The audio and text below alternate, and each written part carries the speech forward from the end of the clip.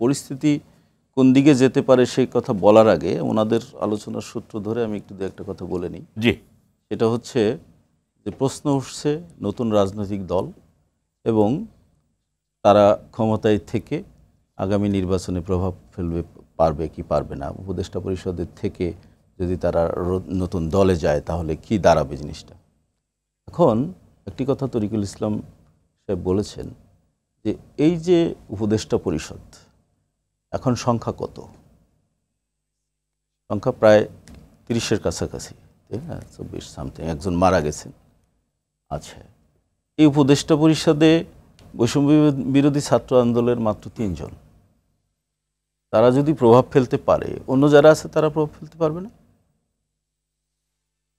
অন্য যারা আছে এই 3 জনের প্রভাব আর অন্যদের প্রভাব কি? অন্য যারা এই উপদেষ্টা পরিষদে আছে তারাও তো বিভিন্ন রাজনৈতিক দল থেকে দেয়া তালিকার ভিত্তিতেই তারা এখানে ঢুকেছে।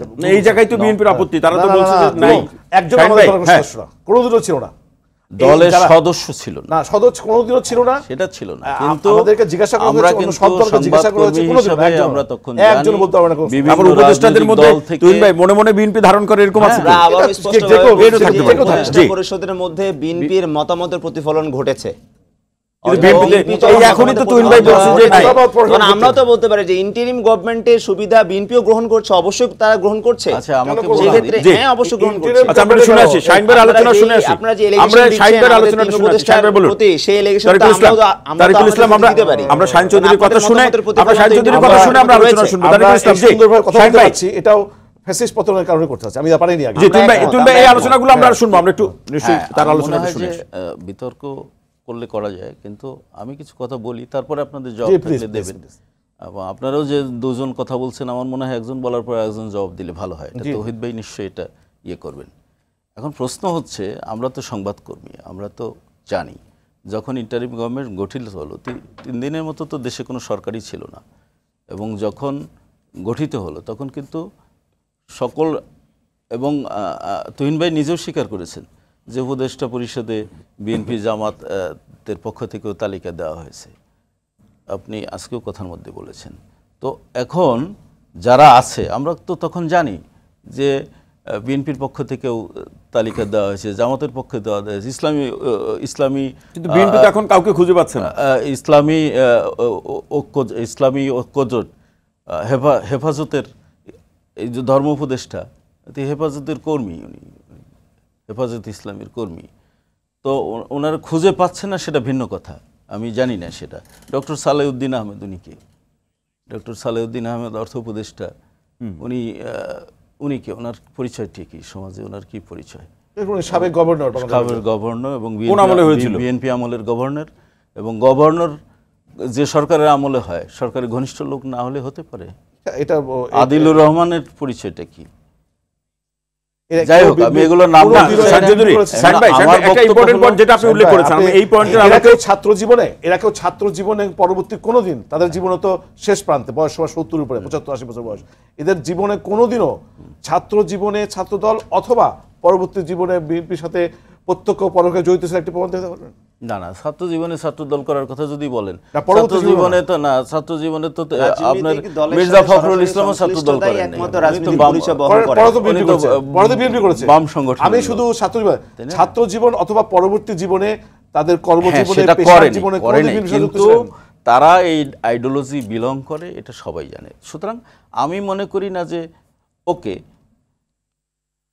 বৈষম্য বিরোধী ছাত্র আন্দোলন কি বলছেন, যে তাদের যে 3 জন উপদেষ্টা আছে তারা পদত্যাগ করবেন যদি রাজনৈতিক দল গঠন করেন। তো পদত্যাগ করার পরে যদি তারা রাজনৈতিক দলে যান, তাহলে তো আমার মনে হয় যে ভয়ের কিছু নাই, আতঙ্কের কিছু নাই। তখন ভয়ের কিছু নাই, সেটা তো বিএনপি বলছে, তখন ভয়ের কিছু নাই। না, তারা ক্ষমতায় থেকে তো তারা ক্যাটাগরিক্যালি বলেছে গতকাল, কিন্তু আমরা একবার নিউজ, ওরা উপদেষ্টা থেকে ঠিক হবে কিনা, না ঠিক হবে না এটা বলেন। হ্যাঁ, এটা তো আমি একমত, উপদেষ্টা থেকে তারা দলে যেতে পারবেন না এবং তারা যাবেনও না।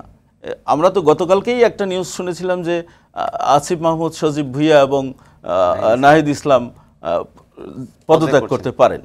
হ্যাঁ, এরকম একটা নিউজ কিন্তু হয়ে গেছিল। যাই হোক, বিকালের দিকে ওনারা সংসদে দিলেন এবং তথ্য উপদেষ্টা প্রেসের সামনে বললেন যে না, এরকম একটা কথা আমরা আগে বলেছিলাম যে নতুন যে দল হবে, এই দলে যদি আমরা যোগদান করি তাহলে আমরা উপদেষ্টা পরিষদে থাকবো না।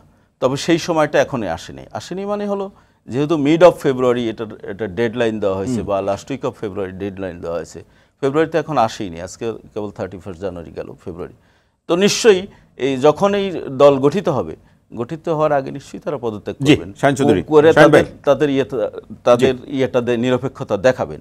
আর আপনি যেটা বলছেন যে পরিস্থিতি কোন দিকে যেতে পারে, পরিস্থিতি কোন দিকে যেতে পারে, আমার মনে হয় না যে পরিস্থিতি মানে বিএনপির জন্যে বা অন্য কোনো রাজনৈতিক দলের জন্য খুব প্রতিকূলে যাবে, জামাতের জন্য প্রতিকূল না। রাজনৈতিক শাহিন ভাই, আমার প্রশ্নটা হলো এই জায়গা থেকে, এখনো বলছে যে গণতন্ত্রের জন্য লড়াই শেষ হয়নি। তার মানে কি গণতন্ত্রের জন্য যে গণঅভ্যুত্থানের মধ্যে দিয়ে গণতন্ত্র প্রতিষ্ঠা, মানুষের অধিকার প্রতিষ্ঠা, সংস্কারের যে প্রসঙ্গ, সেই লড়াই কি এখনো শেষ হয়নি? না, সেই লড়াই তো শেষ হয়নি, সেই লড়াই তো কেবল শুরু। কারণ এখনো 2000 মানুষ মারা গেল, এখনো যদি মারা যাওয়ার সাথে সাথেই যে সরকারটা গঠিত হলো, সরকারটা কতগুলো এজেন্ডা নিয়ে গঠিত হলো। এর মধ্যে একটা ছিল সংস্কার, রাষ্ট্র সংস্কার। রাষ্ট্র সংস্কারের সঙ্গে কতগুলো বিষয় জড়িত। আপনি জানেন যে 15টির মতো সংস্কার কমিশন গঠন করা হয়েছে। ইতিমধ্যেই 6টি সংস্কার কমিশন তাদের রিপোর্ট দিয়েছে।